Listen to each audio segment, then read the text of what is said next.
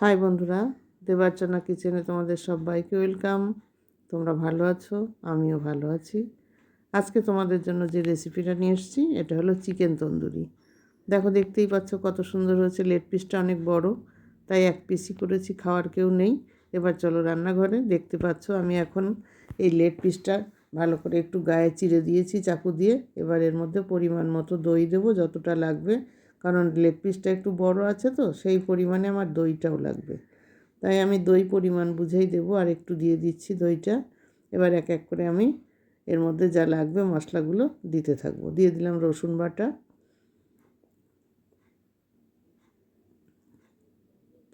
এরপরে দিলাম আদা বাটা,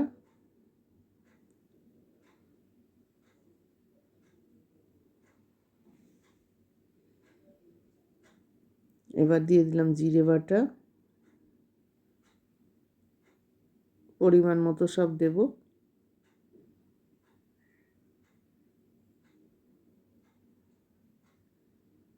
একটু হলুদ গুঁড়ো দিয়ে দিচ্ছি।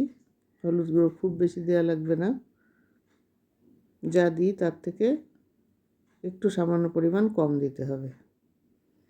এবার দিয়ে দিলাম আমি একটু সামান্য মিষ্টি।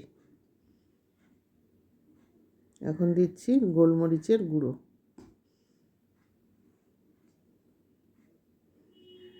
আর দিচ্ছি কাশ্মীরি লঙ্কার গুঁড়ো।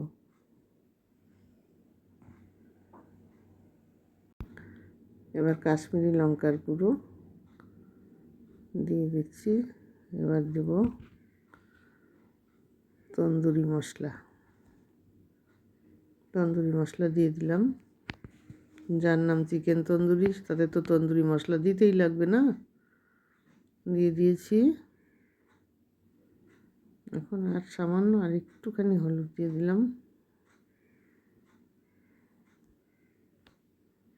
এবার পরিমাণ মতো লবণ দিয়ে দিয়েছি।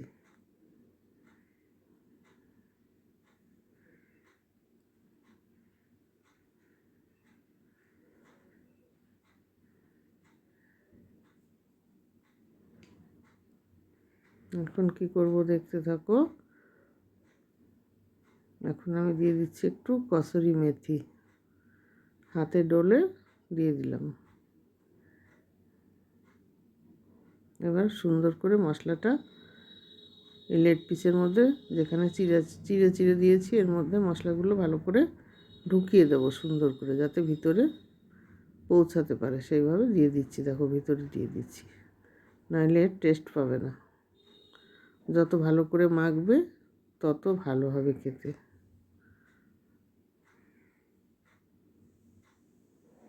এক পিস করা হচ্ছে, এক পিস সোনাই খায়,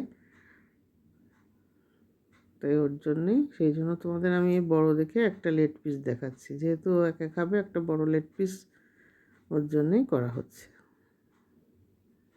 বেশি করে তো নষ্ট করে লাভ নেই বন্ধুরা। তোমরা হয়তো ভাবতে পারো এক পিস দেখাচ্ছে। এবার আমি এটাকে ঢেকে রাখবো 10 মিনিটের জন্য। এখন আমি কি করব দেখো, কড়াই উনুনে বসিয়ে দিয়েছি, দিয়ে তেলটা গরম হতে দিয়েছি। এবার লেগ পিসটা দিয়ে দিয়েছি, তলাই হয়ে এসছে। এখন উল্টিয়ে দেব, এই পিঠটা আস্তে করে উল্টিয়ে দেব।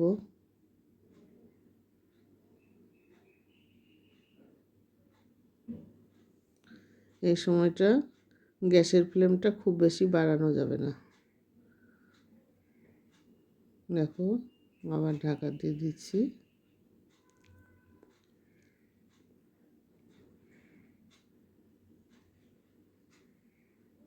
আবার আমি ঢাকনাটা আলগা করব।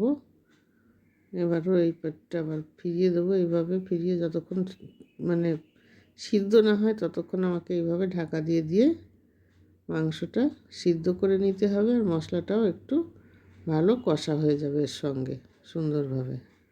ততক্ষণ পর্যন্ত একটু ধৈর্য রাখতেই হবে।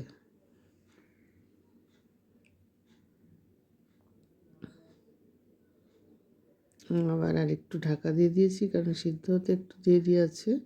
সামান্য হয়ে এসছে, তাও একটু ঢাকা দিয়ে একদম আঁচটা সিমেতে করে দিয়েছি, একেবারে লোতে দিয়ে। আর একটু সামান্য সিদ্ধ হতে বাকি আছে, সেই জন্য একদম লোতে দিয়ে দিয়েছি।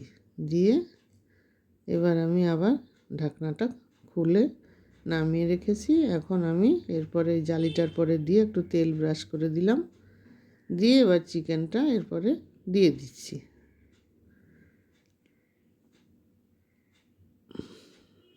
চিকেনটা দিয়ে এপিট ওপিট করে একটু ভালো করে পুড়িয়ে নিতে হবে।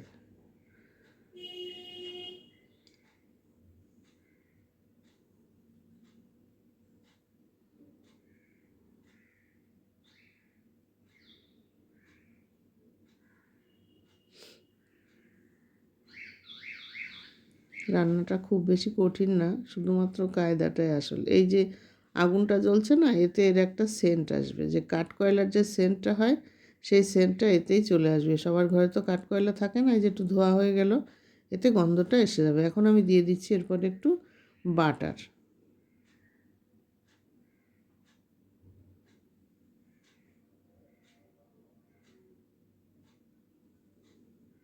বাটার দিয়ে তারপরে আবার এই পিঠটা উল্টে দিলাম, দিয়ে আবার এই পিঠে আর একটু বাটার দিয়ে দিচ্ছি। তাহলে কি হবে, মানে এতে টেস্ট ভালো আসবে আর পোড়া গন্ধটা বেশ ভালো লাগবে।